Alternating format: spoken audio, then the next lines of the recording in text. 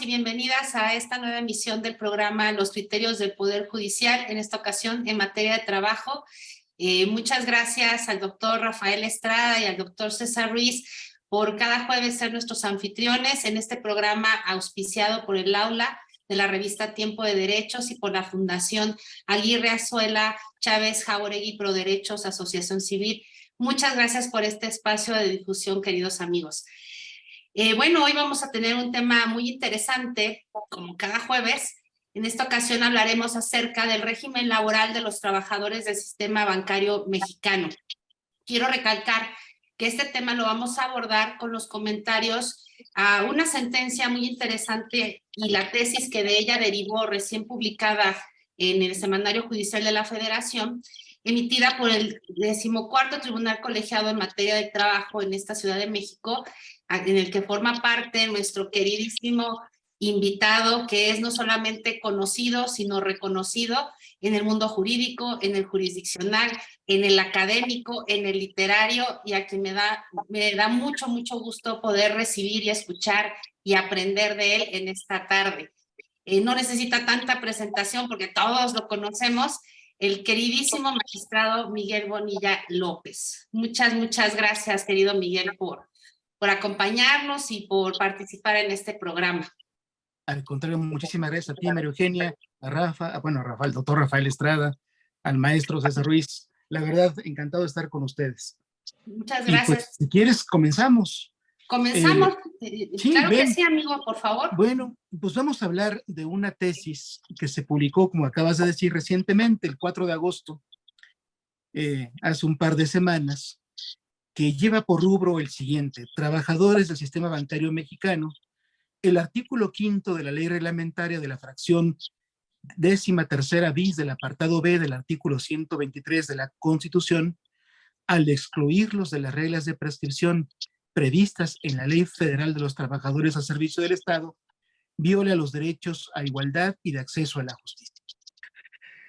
Entonces, esto es importante que lo tengamos en cuenta desde el inicio. Vamos a hablar, sí, del régimen laboral de los trabajadores bancarios, pero no de todo el régimen laboral.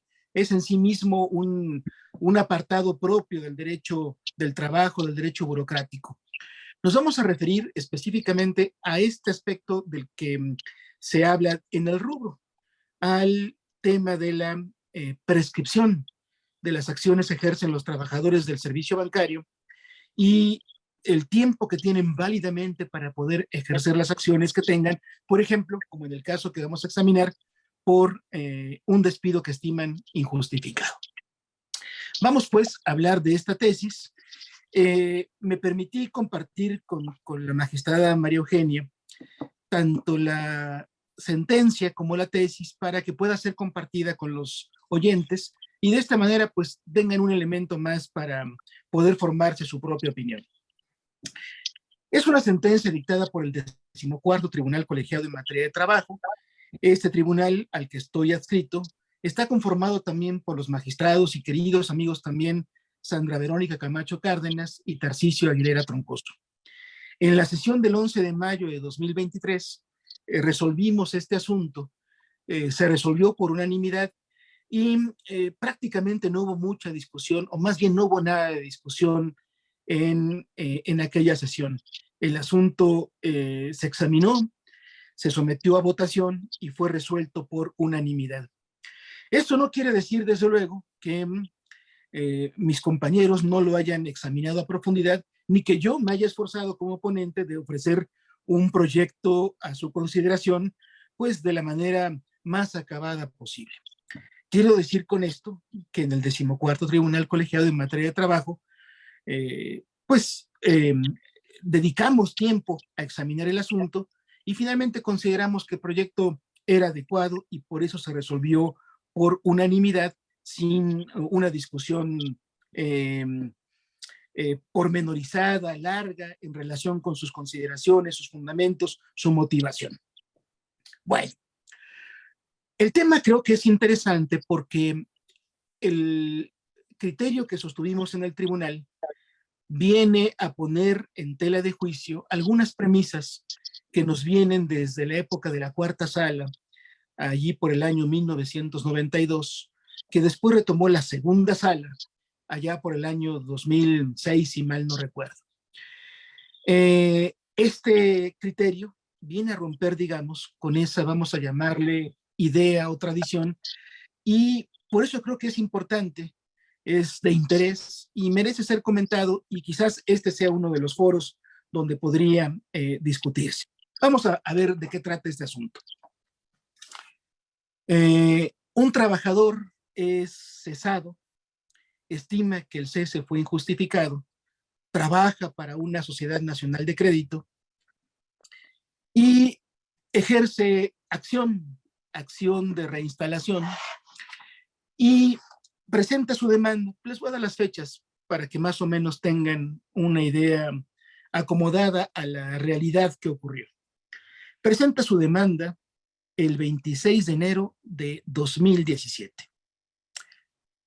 ¿Cuándo ocurrió el hecho que está cuestionando? El cese, el despido. Y esto ocurre el 30 de septiembre de 2016. Al contestar la demanda, la Sociedad Nacional de Crédito hace énfasis en estos dos datos: la fecha de presentación de la demanda y la fecha en la que se establece que existe el despido. Y sostiene lo siguiente: opongo la excepción de prescripción. ¿Con base en qué? En el artículo 5 de la ley burocrática. El artículo 5 de la ley burocrática, en algún momento más vamos a ver con detalle su texto, establece en lo que interesa que para efectos de computar la prescripción de las acciones que ejercen los trabajadores de servicio bancario, se debe estar no a lo que dice la ley burocrática como ley supletoria, sino a lo que dice la Ley Federal del Trabajo.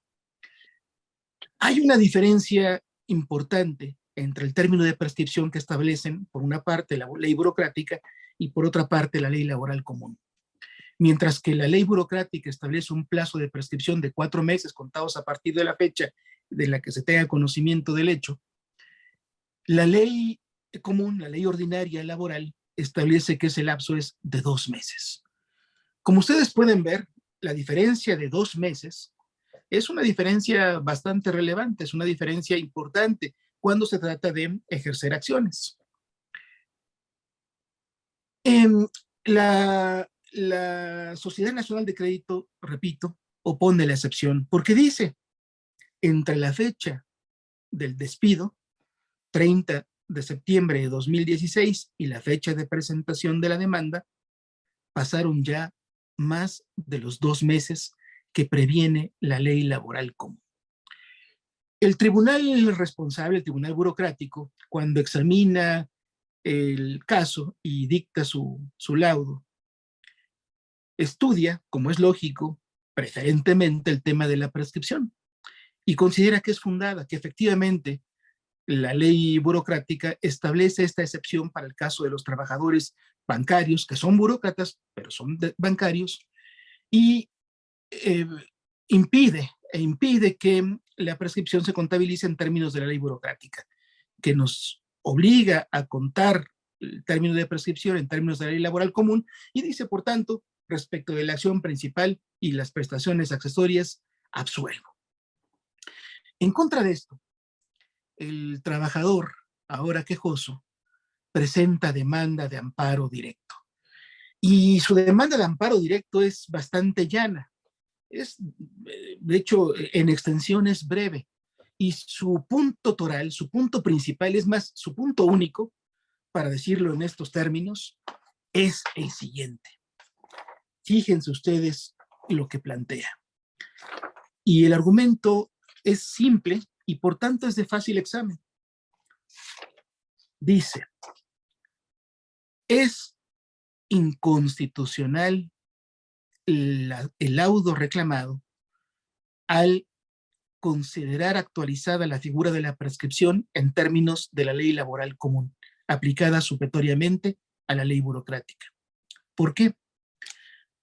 Porque me está aplicando un ordenamiento que es propio de los trabajadores ordinarios y deja de aplicarme el ordenamiento propio de los trabajadores burocráticos. Yo soy trabajador burocrático, dice. Merezco, por tanto, el mismo tratamiento que todos aquellos de mi misma especie, los demás trabajadores burocráticos. De tal manera que si para los demás burócratas aplica un término de prescripción de 4 meses, es injustificado que a mí se me pretenda aplicar un término de prescripción de 2 meses.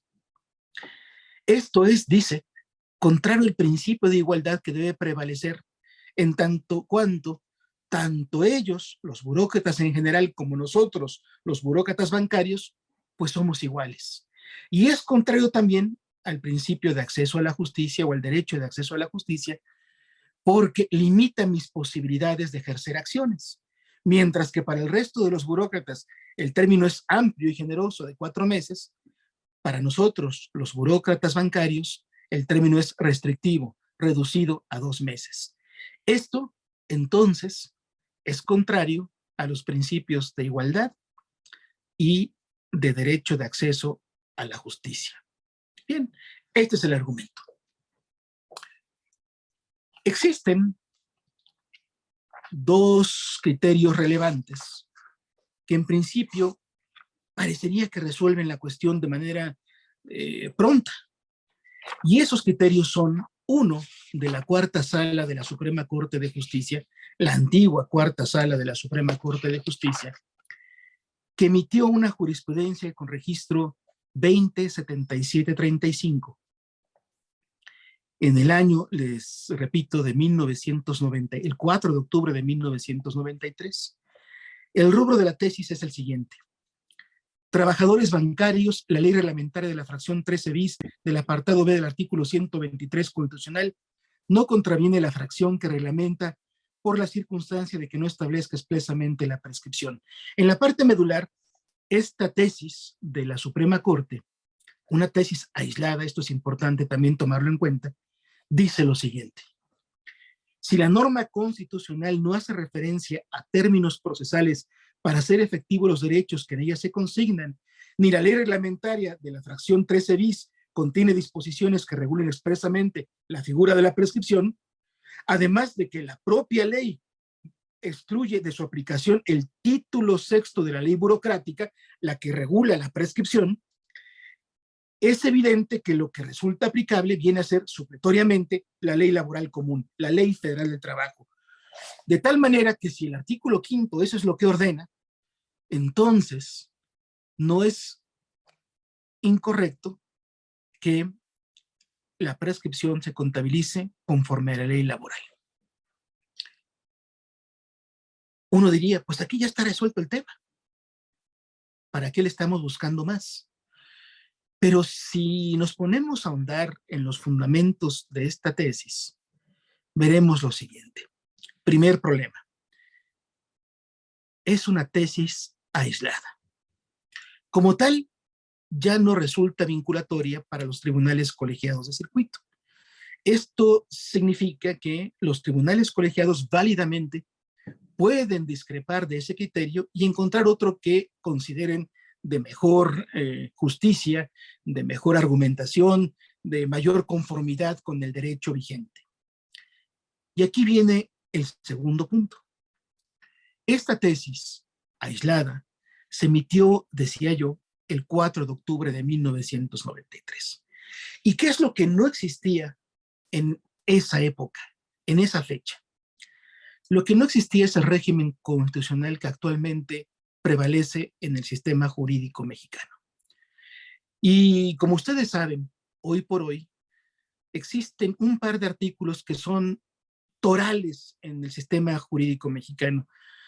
Dice la Suprema Corte, son la piedra angular del sistema jurídico mexicano. Y estos 2 preceptos son el artículo 1 y el artículo 16 de la Constitución. ¿Qué dicen hoy por hoy en su texto vigente? Un texto que no era vigente entonces, en el año 93, pues lo que establecen es, primero, en el artículo 1, que todas las personas gozan de los derechos humanos y garantías establecidas en la Constitución y en los tratados internacionales de derechos humanos de los que el Estado mexicano sea parte. sin más restricción que los que la propia Constitución reconozca. ¿Y qué dice el artículo 16?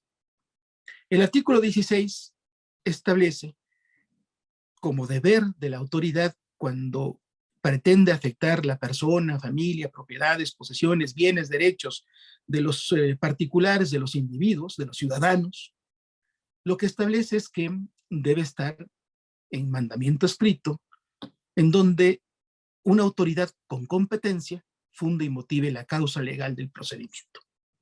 Bueno, en el año 93, el artículo 16 se entendía meramente como un reflejo de la garantía de seguridad jurídica. Pero hoy por hoy, el artículo 16 alcanza una dimensión adicional. Si se lee conjuntamente con el artículo primero, resulta lo siguiente.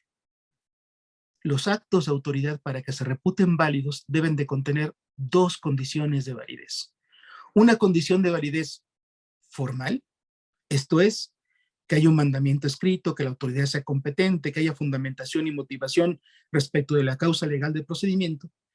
Y por otro lado, que ese mandamiento sea conforme con los derechos que reconoce la Constitución y que reconoce el derecho internacional de los derechos humanos. Entonces, fíjense ustedes, en el año 93 no existía el artículo primero tal y como lo conocemos. No existía la interpretación que se ha dado al artículo 16 tal cual ahora la hacemos. En aquel entonces, todo se concentraba en el aspecto meramente de lo que ahora llamamos legalidad, temas ordinarios de legalidad. ¿Qué desprendemos de estos dos artículos además? Si bien nos fijamos, de estos dos artículos se desprende la idea de igualdad ante la ley y de igualdad en la ley. ¿Qué quiero decir? Si todos gozamos de los mismos derechos y cualquier restricción debe de estar justificada, y segundo, si cualquier acto de autoridad que no se adecua a lo que dispone el artículo primero va a ser considerado inconstitucional, inconvencional, lesivo de derechos humanos, entonces significa que todos merecemos un trato igual cuando estemos en las mismas condiciones y que cualquier diferencia de trato debe de estar plenamente justificada. Bueno, si vemos esta tesis de la que les hablo, de la cuarta sala, a la luz de estas premisas, pues entonces resulta que la tesis pues ya no resulta aplicable, ¿verdad? Ya no resuelve el problema con claridad, porque ahora tenemos que examinar otras cosas para poder establecer si una diferenciación de trato está justificada o no. Hay otro criterio de la segunda sala de la Suprema Corte del año 2009. Es un amparo directo en revisión que se falló el 22 de abril de 2009. Y este criterio también parecería como que, bueno, pues ya resuelve la cuestión. ¿Qué dice en la parte sustantiva esta ejecutoria? Que también integra un criterio aislado, no es jurisprudencia firme ni obligatoria.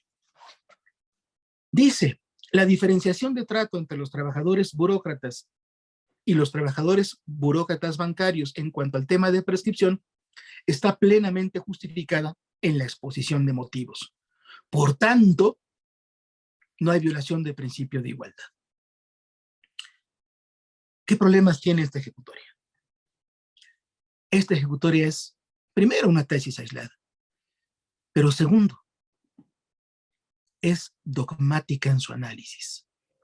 Porque cuando entramos al estudio de la ejecutoria, lo que vamos a advertir es lo siguiente. Después de citar la exposición de motivos, así íntegra, sin más, sin mayor razonamiento, la ejecutoria dice, como se ve, está justificada la diferencia de trato. Uno, en el análisis de esta clase de asuntos, pues tiene que corroborar las aseveraciones que hacen los tribunales y los tribunales de máxima jerarquía. Y entonces, cuando examinamos en detalle la iniciativa por virtud de la cual se creó la ley especial que regula a los trabajadores burócratas bancarios, advertimos que en realidad no está justificada esta diferencia de trato. Vean lo que dice la exposición de motivos, y esto es todo lo que dice. Mire, se los leo. A fin de no repetir el texto de los preceptos de la Ley Federal de los Trabajadores al Servicio del Estado, dice la exposición de motivos, se establece expresamente que serán aplicables en lo que no se opongan al ordenamiento que se propone las disposiciones contenidas en los títulos tercero, cuarto, séptimo, octavo y décimo de dicho ordenamiento legal. Fíjense muy bien, aquí está excluyendo la aplicación del título sexto de la ley burocrática. El título sexto específicamente regula la prescripción. Asimismo, dice la exposición, se indica que los trabajadores de las instituciones quedan sujetos al régimen de seguridad social previsto en las leyes del Seguro Social y del Instituto del Fondo Nacional de Vivienda de los Trabajadores.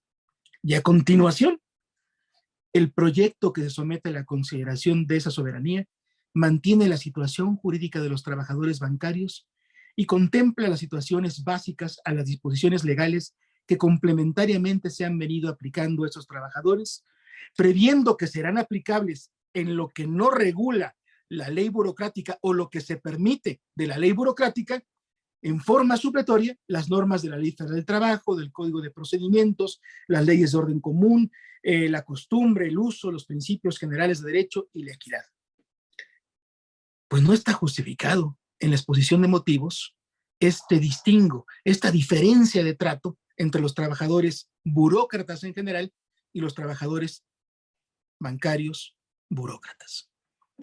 Por tanto, pues parece ser que esta ejecutoria de la segunda sala del año 2009, pues tampoco está siendo exhaustiva en su análisis sobre el planteamiento que a su momento, les decía, hizo el quejoso. Al diferenciar el trato en cuanto al tema de prescripción entre trabajadores burócratas en general y bancarios en particular, se está estableciendo una distinción de trato injustificada. Merecemos el mismo trato, violación del principio de igualdad, y como restringe el derecho de acceso a la justicia, entonces también violación precisamente al artículo 17 de la Constitución. Con base en esto, pues entonces hay que emprender un estudio nuevo, un estudio en el que examinemos pues prácticamente de cero qué es aquello que constituye el derecho exactamente aplicable al caso y que nos va a permitir resolverlo. Bueno, eso fue lo que se hizo en nuestro tribunal. ¿Cuál fue el método que se siguió?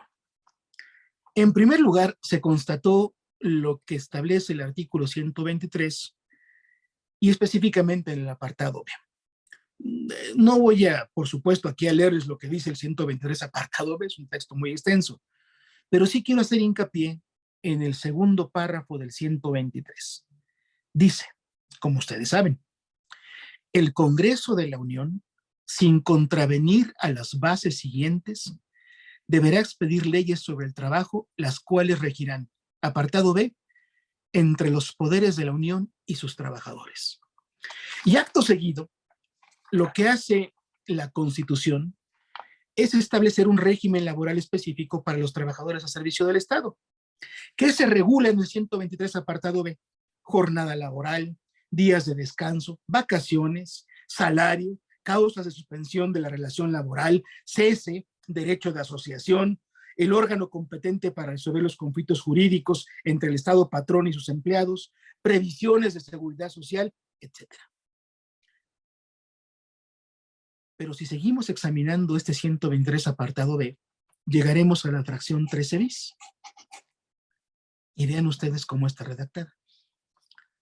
El Banco Central y las entidades de la Administración Pública Federal que formen parte del sistema bancario mexicano regirán sus relaciones laborales con sus trabajadores por lo dispuesto en el presente apartado. ¿Qué conclusión es la que podemos extraer válidamente de estos enunciados? Por una parte, el Congreso de la Unión no puede desconocer las bases que establece la propia Constitución en materia de derecho del trabajo. Segunda, que establezca un régimen aplicable a los trabajadores burócratas. Y tercera, que diga que las mismas reglas que aplican sustantivas salario, jornada, vacaciones, cese, etcétera. Las mismas reglas sustantivas que rigen a los trabajadores burócratas en general son aplicables a los trabajadores bancarios burócratas. Lo único que podemos concluir válidamente es que el propio constituyente considera que ambas clases de trabajadores son iguales. Si no, no habría dicho que a los dos se les va a aplicar este mismo régimen sustantivo.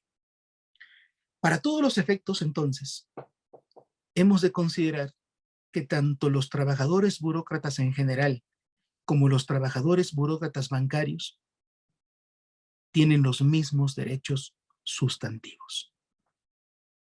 Ahora,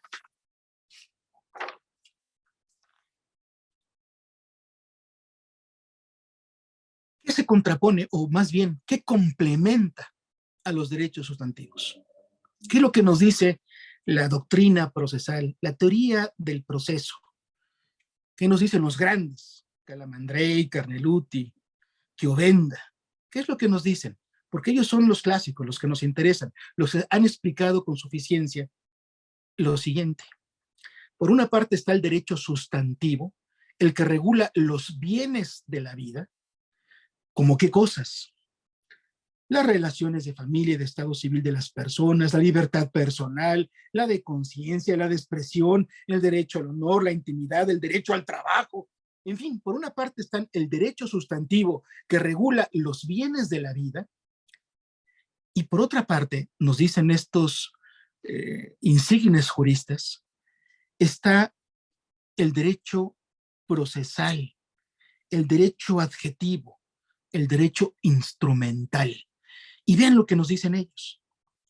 Los derechos procesales o instrumentales, también llamados adjetivos, son únicamente el medio para hacer observar o proteger el derecho sustantivo.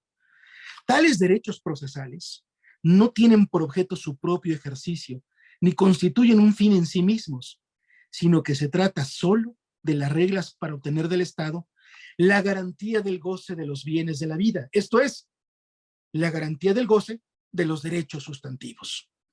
Esto a mí me parece de la relevancia más extraordinaria. Quiere decir que no podemos separar lo sustantivo de lo adjetivo. Si lo sustantivo es lo primordial y lo adjetivo es lo instrumental, lo que permite la consecución de lo sustantivo, quiere decir que hay una conexión íntima entre ambas clases de derechos. Una conexión tal que nos permite concluir lo siguiente. Si en términos del artículo 123, apartado B, los trabajadores bancarios, burócratas, son idénticos en derechos sustantivos a los trabajadores burócratas en general, entonces los derechos procesales o instrumentales o adjetivos mediante los cuales los trabajadores burócratas pueden hacer valer sus derechos sustantivos deben ser los mismos derechos procesales, instrumentales o adjetivos que asistan a los trabajadores bancarios. ¿Por qué?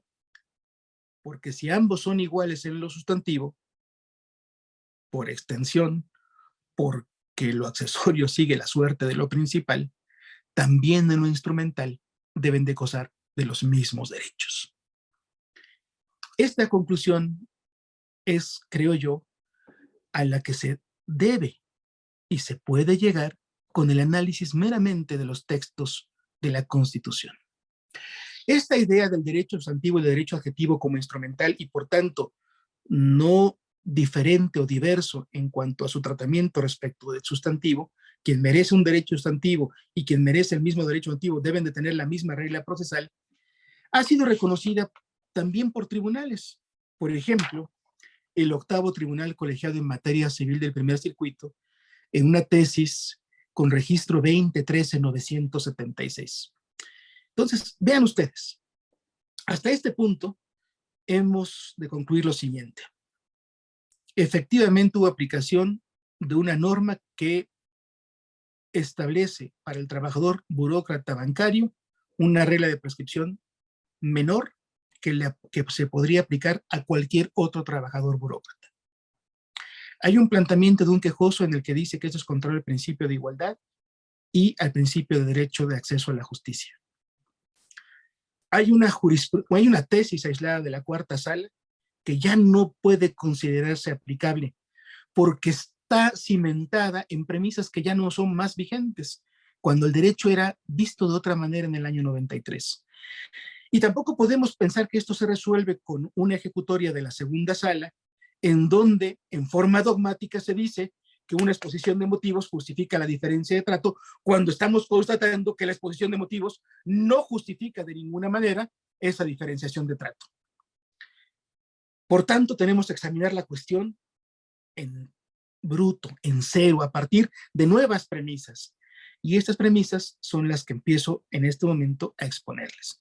El artículo 123 reconoce la igualdad sustantiva entre trabajadores, burócratas en general y bancarios en particular. Segundo, los derechos sustantivos tienen como instrumento los derechos procesales o adjetivos. Si se considera que a una persona corresponde un derecho sustantivo y a otra persona corresponde el mismo derecho sustantivo, no parece explicable que el derecho instrumental sea diferente para el uno y diferente para el otro. Y si recordamos lo que dice el artículo 1 y el artículo 16 vistos en comunión, pues veremos que cualquier diferencia de trato debe estar plenamente justificada. Por tanto, debemos examinar ahora si hay una justificación respecto de esta diferencia de trato. Bueno, el principio de igualdad, como explicaba yo hace un momento, ha sido visto por la Suprema Corte y en general por los juristas como un derecho que tiene dos vertientes: el derecho de igualdad en la ley y el derecho de igualdad ante la ley. ¿Esto qué significa? Que si dos personas se encuentran en los mismos supuestos, deben de tener el mismo trato y que no se pueden hacer distingos arbitrarios que no conozcan una justificación robusta. Este principio de igualdad lo podemos derivar sin más del artículo 1 y del artículo 16 de la Constitución. Pero la Constitución es incluso tan enfática en esto que regula casos particulares de igualdad. Por ejemplo, el artículo 1, último párrafo, la prohibición de discriminación por razón de estereotipos que denigran la dignidad humana. El artículo 2, apartado B, la igualdad en materia indígena. El artículo 4, la igualdad entre la mujer y el hombre. El artículo 13, la prohibición de fueros. El artículo 17, la igualdad procesal. El artículo 31, fracción cuarta, la igualdad en materia tributaria. El artículo 123, apartado A, fracción séptima, y B, fracción quinta, la igualdad de salario a quien realice trabajo igual. Bueno, pues creo que una manifestación más del principio de igualdad es precisamente la regla del artículo 123, apartado B, fracción 13 bis. Hay igualdad entre burócratas en general y burócratas bancarios en particular. Todo esto que les estoy diciendo, además encuentra sustento, claro sustento, no me lo estoy inventando, en sendas tesis, muchísimas, que la Suprema Corte y los tribunales colegiados han emitido a partir del año 2013. Y están, por ejemplo, como especialmente relevantes para este caso, las tesis con registro 2015-680 de la primera sala, 2015-679 de la misma primera sala, 2012-602 también de la primera sala, 2011-887 de la segunda sala. Pero hay otras muchas más, y de colegiados. Hay una gran cantidad de información jurisprudencial en este mismo sentido. Pero vean lo que dicen estas tesis de las que estoy hablando. Vean, por ejemplo, la primera que mencioné. La primera que mencioné refiere lo siguiente. En la parte, y no voy a leerles el rubro ni eso, solamente la parte toral del texto de la tesis. Dice la primera: consecuentemente, si bien es cierto que el concepto jurídico de igualdad desde un punto de vista abstracto se encontraba presente desde antes de dicha reforma, la Reforma Constitucional de Derechos Humanos, también lo es que sus condiciones de aplicación y supuestos de protección se han ampliado significativamente. Nos está diciendo que tal como se veía la igualdad antes de la Reforma Constitucional de 2000, de Derechos Humanos, la magna reforma de derechos humanos, ha cambiado la percepción de este derecho. ¿Qué nos dice la segunda tesis que les mencioné? El derecho humano a la igualdad jurídica ha sido tradicionalmente interpretado y configurado en el ordenamiento jurídico mexicano a partir de dos principios, el de igualdad ante la ley y el de igualdad en la ley, los cuales están identificados como igualdad en sentido formal o de derecho. El primer sentido obliga, por un lado, a que las normas jurídicas sean aplicables de modo uniforme a todas las personas que se encuentran en una misma situación, y a su vez, a que los órganos materialmente jurisdiccionales no puedan modificar arbitrariamente sus decisiones en caso se compartan la misma litis, salvo cuando consideren que deben apartarse de sus precedentes, momento en el que deberán ofrecer una fundamentación y motivación razonable y suficiente. Por lo que hace al segundo principio, esto opera frente a la autoridad legislativa y tiene como objetivo el control del contenido de la norma jurídica a fin de evitar diferenciaciones legislativas sin justificación constitucional o violatorias del principio de proporcionalidad en sentido amplio. Vean lo que nos dice esta tesis. Perdonen ustedes, entiendo que ya se repartió la ejecutoria y también la tesis. Estoy en los párrafos 17, 32 y siguientes, para aquellos que la tengan en este momento a la vista. Ahí aparecen citadas las tesis y la parte destacada que estoy leyendo en este momento. Para que más o menos vayan siguiéndome en la exposición. Luego cuando uno habla es como medio aburrido y, en fin, no tengo una exposición detrás de mí ni una pantalla con un PowerPoint. La verdad es que no se me da. Por eso pedí que se les remitiera la ejecutoria para que pudiéramos seguir la exposición. La tercera tesis, párrafo 1734 de la ejecutoria, dice en la parte conducente: si bien el emisor de la norma puede prever situaciones fácticas que requieren un trato diferente, este debe sustentarse en criterios razonables y objetivos que lo justifiquen, sin dejarlo a capricho o voluntad del legislador. Vean ustedes, aquí se está reforzando esta idea. Cualquier diferenciación de trato debe estar plenamente justificada, robustamente justificada. Y la última de las tesis, mucho más abundante, dice cosas sumamente importantes que vienen a rematar todo esto, a darle una estructura sumamente sólida. Dice: el principio de igualdad tiene un carácter complejo al subyacer a toda la estructura constitucional y se encuentra positivizado en múltiples preceptos de la Constitución. Y se citan los artículos, entre otros, aquellos que les acabo yo de referir sobre, por ejemplo, igualdad entre el varón y la mujer, igualdad procesal, equidad tributaria. Y dice, esto es, los artículos referidos son normas particulares de igualdad que imponen obligaciones o deberes específicos a los poderes públicos en relación con el principio indicado. Sin embargo, estos poderes, en particular el legislativo, están vinculados al principio general de igualdad establecido, entre otros, en el artículo 16 constitucional, que prohíbe actuar con exceso de poder o arbitrariamente. Ahora bien, este principio, como límite a la actividad del legislador, no postula la paridad entre todos los individuos, ni implica necesariamente una igualdad material o económica real.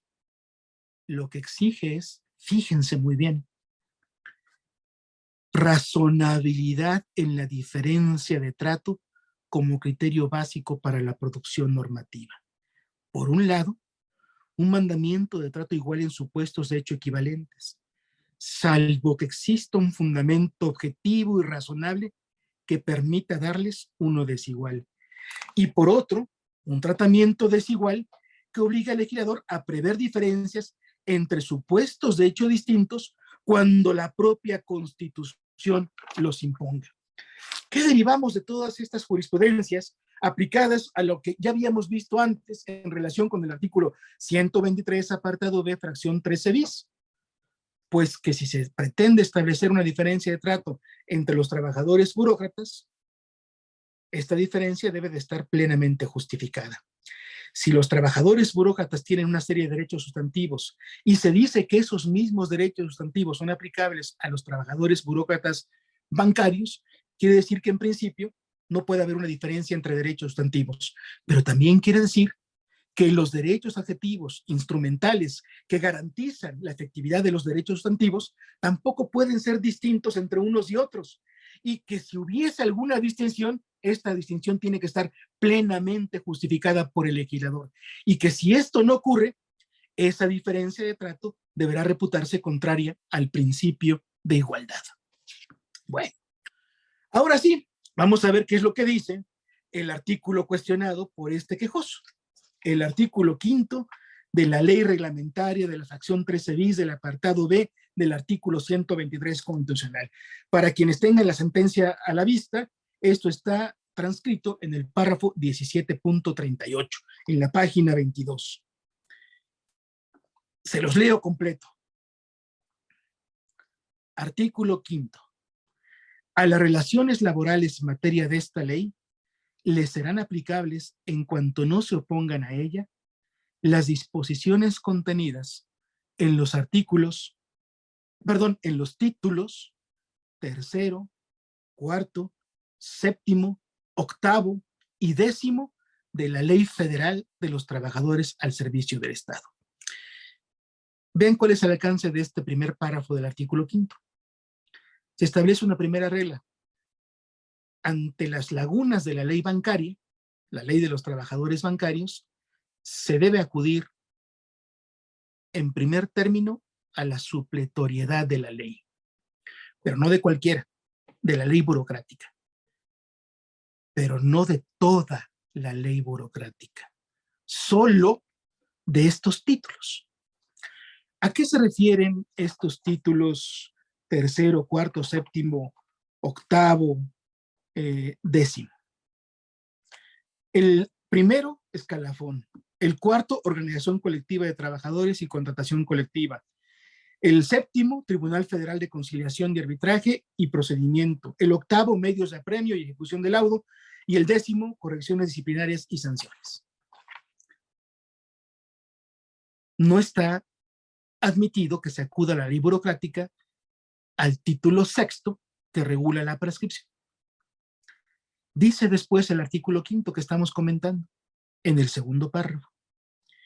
En lo no previsto, se aplicarán supletoriamente y en su orden la Ley Federal del Trabajo, el Código Federal de Procedimientos Civiles, las leyes del orden común, la costumbre, el uso, los principios generales de derecho y la equidad. En la ley bancaria no está regulada la figura de la prescripción. En la ley burocrática, que es la supletoria de inicio, no se permite que se aplique el título 6º que regula la prescripción. Entonces, necesariamente debemos acudir al siguiente párrafo. En el segundo párrafo se dice que la ley supletoria será, en segundo lugar, después de la burocrática, la Ley Federal del Trabajo. ¿Qué sí regula la Ley Federal del Trabajo? La prescripción. Si ustedes lo ven, el alcance normativo de este artículo 5º es precisamente impedir que se apliquen las reglas de prescripción de la ley burocrática a los trabajadores bancarios. Y en supletoriedad que se aplique la ley laboral común. ¿Esto supone una diferencia de trato? ¿Esto establece un distingo entre los trabajadores burócratas en general y los trabajadores bancarios en particular? Sí. Recordemos que la ley burocrática establece un término de prescripción de 4 meses y que la ley laboral común establece un término de prescripción de 2 meses. Les pregunto a ustedes, ¿qué es más, qué es mejor, qué es más amplio y qué es más restrictivo? ¿Que uno puede ejercer válidamente la acción en un lapso de 4 meses o que uno solo puede ejercer su acción en un lapso de 2 meses? Evidentemente es más generoso el lapso de 4 meses. ¿Esto supone una diferencia de trato? Supone una diferencia de trato. ¿Hay un trato desigual para los trabajadores bancarios? Hay un trato desigual comparado con el trato que reciben los demás trabajadores de su especie, el resto de los burócratas. Ahora,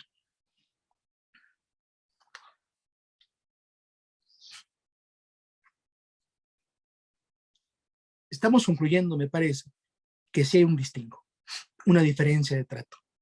¿Esta diferencia de trato restringe algún derecho fundamental? Y si nos fijamos bien, sí, restringe un derecho fundamental.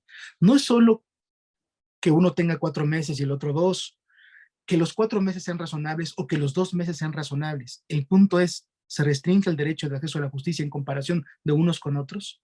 Y todo indica que sí. Vean ustedes. ¿Qué es la prescripción? ¿No? ¿Qué es la prescripción? Como sabemos, la prescripción es un modo de extinción de derechos. ¿Deriva de qué? Del no ejercicio de ese derecho entre el plazo que establece la ley. Esto es la prescripción. En el caso que nos interesa, la prescripción se puede oponer como una excepción cuando ha transcurrido el plazo que la ley permite el ejercicio de la misma acción. De manera que si se actualiza el supuesto, se impide el pronunciamiento de fondo. Esto es muy importante. La prescripción es excepción. Se debe oponer por el demandado. Pero si se opone y efectivamente se demuestra que la acción está fuera del plazo que la ley permite válidamente ejercerla, entonces se encuentra actualizada esa figura de prescripción, se ha extinguido el derecho de accionar y lo que hace la consecuencia natural es que, pues que el juicio termine, que fenezca. ¿Por qué? Porque no hay manera de pronunciarse en cuanto al fondo. No había acción, la acción murió, la acción está ya muerta. Esto también encuentra sustento en sendas tesis, muchísimas tesis de colegiados, de la corte, de la primera, de la segunda, de todas las salas y de todos los colegiados. Pero hay dos que es conveniente conocer por su sencillez en la explicación. Vean, por ejemplo, en el párrafo 1759 de la ejecutoria, la tesis 186748 de la segunda sala de la Suprema Corte de Justicia. En la parte conducente dice lo siguiente. La excepción de prescripción es una institución jurídica de orden público recogida por el derecho laboral en beneficio del principio de certeza y seguridad jurídica, misma que no se examina de manera oficiosa, puesto que requiere la oposición expresa de la parte interesada. Aquí se ve con claridad cuál es la naturaleza de la prescripción. Veamos ahora una tesis de la tercera sala, de la antigua tercera sala de la Suprema Corte. Me van a decir ustedes, oiga, pero es la tercera sala, era civil, y aquí estamos en un seminario de derecho laboral. No, bueno, es que la tesis esta de la tercera sala lo que establece es una explicación general acerca de la prescripción. Y vean lo que dice en la parte conducente. La prescripción supone un hecho negativo, una simple abstención que en el caso de las acciones consiste en no ejercitarlas. De ahí el porqué de que la prescripción sea una típica excepción. Cuando se trata de la prescripción, se trata de intereses puramente personales y privados, y por eso se admite no solo su suspensión, sino también su interrupción por medio de interpelaciones, reconocimiento, etc. Como ustedes pueden ver, la prescripción está directamente conectada con el derecho de acceso a la justicia. ¿Qué nos dice el artículo 17 de la Constitución? Que la impartición de justicia debe darse en los plazos y términos que fijen las leyes. Pues ya estuvo, ¿verdad? La Constitución reconoce que es conforme con los derechos, con la justicia, establecer lapsos en los cuales se pueden ejercer válidamente las acciones. Que en aras de la seguridad jurídica es correcto que se establezcan figuras como la prescripción, porque de lo contrario, si no hubiese plazos para válidamente ejercer acciones, entonces esto iría en contra de la seguridad jurídica, porque a cada momento cualquiera podría estar accionando, aunque hubieran pasado un día o 60 años o 100 o 1000. Entonces la Constitución es sabia en esto y dice, La impartición de justicia debe darse en los plazos y términos que fijen las leyes. Pero ojo, no cualquier plazo de prescripción es aceptado por la Constitución. La misma Constitución dice lo siguiente: estos límites temporales, para que sean válidos, no deben ser faltos de proporción o perseguir una finalidad válida. ¿Qué nos dicen algunas tesis relevantes y que aquí se citan? Párrafo 1765 y párrafo 1766. La jurisprudencia 160015 de la primera sala y la jurisprudencia 172759 también de la primera sala. En la parte medular dicen lo siguiente: la reserva del artículo 17 por la que se previene que la impartición de justicia debe darse en los plazos y términos que fijen las leyes responde a la exigencia razonable de ejercer la acción en lapsos determinados, de manera de que, no ser respetados, podría entenderse caducada, prescrita o precluida la facultad de excitar la actuación de los tribunales, lo cual constituye un legítimo presupuesto procesal que no lesiona el derecho a la tutela judicial efectiva. Pero después la primera sala dijo lo siguiente, para clarificar este concepto: es indudable que el derecho a la tutela judicial puede conculcarse por normas que impongan requisitos impeditivos u obstaculizadores del acceso a la jurisdicción, si tales trabas resultan innecesarias, excesivas y carentes de razonabilidad o proporcionalidad respecto de los fines que lícitamente puede perseguir el legislador. Con todas estas premisas que les he enumerado, pues, ¿qué es lo que concluimos? ¿Cuál es la única conclusión a la que se puede llegar? La diferenciación en el plazo de prescripción que se establece para unos trabajadores burócratas y para otros trabajadores burócratas, en principio, está haciendo una diferenciación. Segunda, al ser una mayor 4 meses y al ser otra menor 2 meses, resulta que la de 4 es generosa y la de 2 es restrictiva. La prescripción se puede oponer más fácil en el segundo caso que en el primero. Esto, como se ve, evidentemente está conectado con el derecho de acceso a la justicia. Esto nos lleva a preguntarnos: ¿es válido que se establezca esta distinción de trato? ¿Es válido que se restrinja la posibilidad de los trabajadores bancarios burócratas para que ejerzan válidamente sus acciones en un plazo reducido respecto del que tienen sus congéneres? La respuesta es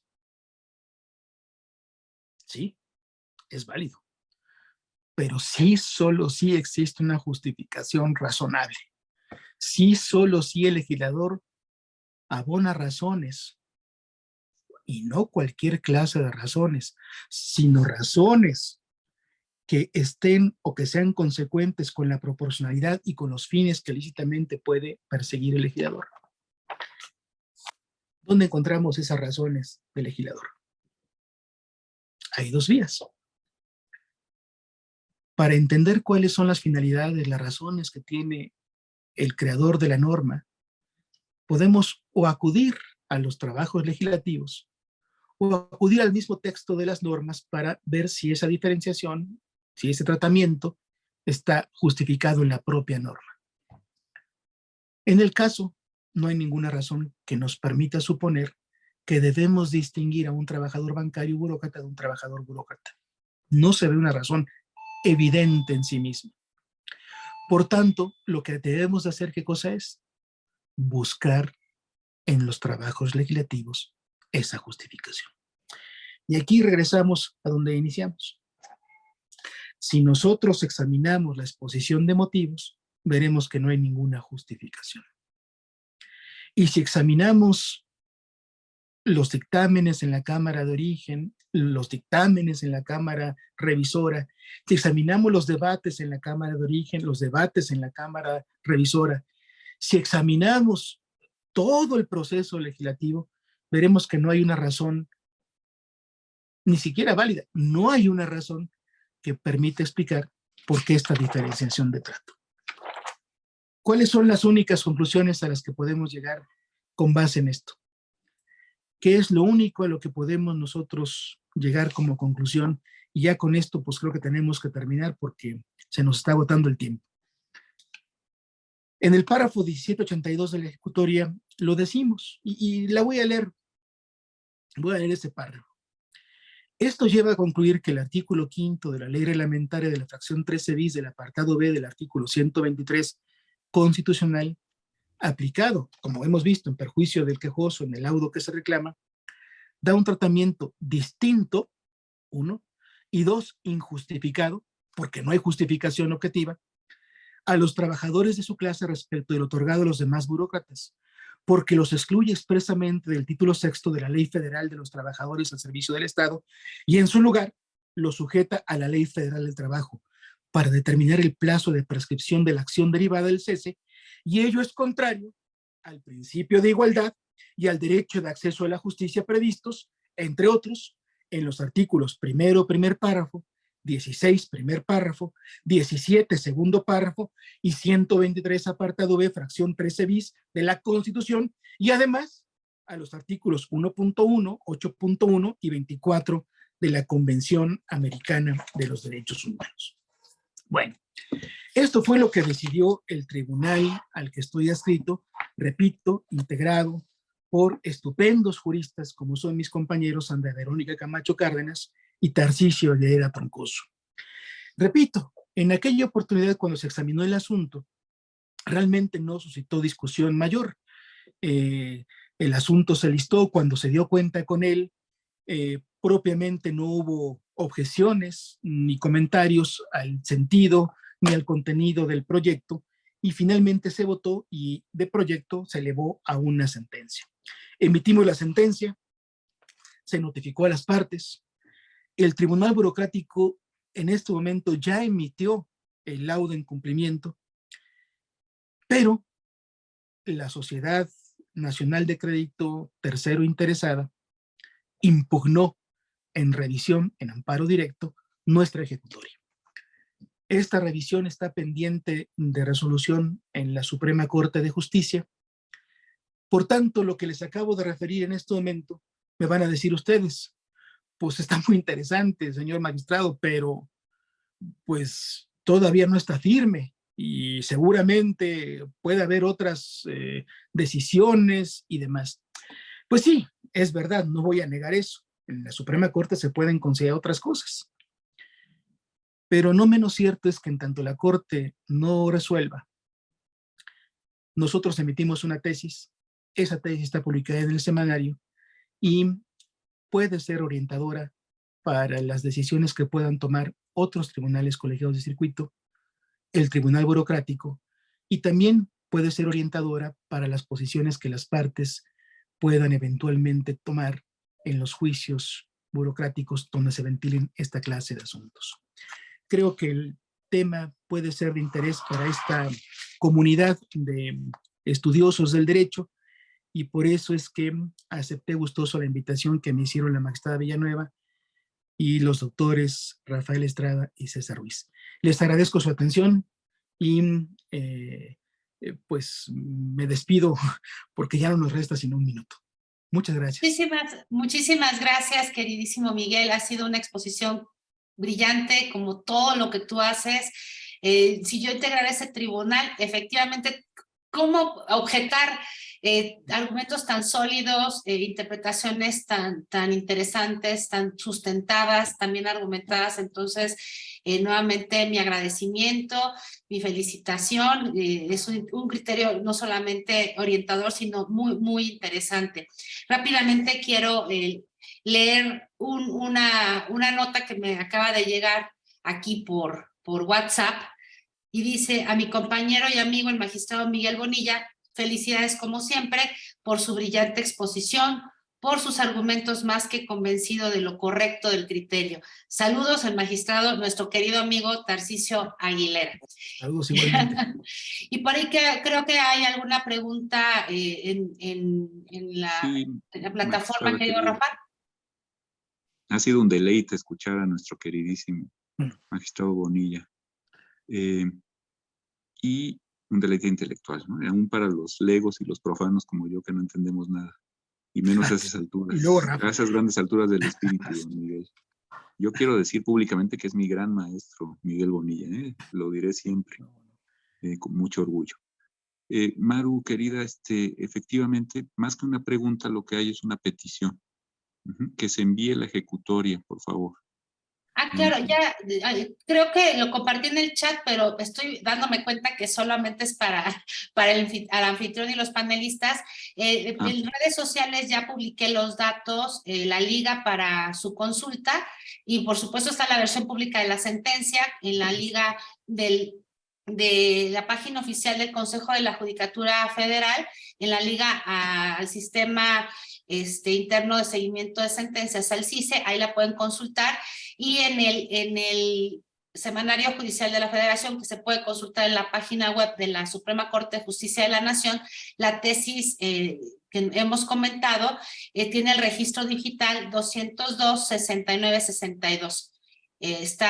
Son documentos que pueden consultarse con facilidad en las páginas web oficiales, tanto del Consejo como de la Corte, y además en las redes sociales también los datos. Muchísimas gracias. De todas maneras, voy a tratar de mandarlo a todo el chat. Perfecto. Ahorita usted no se preocupe, magistrado, yo veo cómo le hago. Muchas gracias, porque sí lo puse todo, pero creo que ese chat era muy interno. Mil gracias, querido Miguel. Yo sé que ya estás con prisa, te lo agradezco muchísimo. Y antes de irnos, pues darte el agradecimiento y el reconocimiento por parte tanto de la revista como de la Fundación Aguirre Azuela Chávez Jáuregui Pro Derechos Humanos por tu brillante participación en este programa. Mil gracias por acompañarnos, amigo. Muchísimas gracias, y ya sabes, tú y yo conocemos lo mismo. Somos Ubers de nuestros hijos. Así es. Tengo que retirarme. Bueno. Te comprendo perfectamente. Bueno, Maru, muchísimas gracias. Rafa, César, muchísimas gracias a ustedes y saludos a toda la audiencia. Gracias. Nos vemos, y pues nos vemos la siguiente jueves en otro programa de los criterios del Poder Judicial. Me despido. Muchísimas gracias, Miguel, Rafa, Susi y a toda nuestra audiencia. Hasta luego.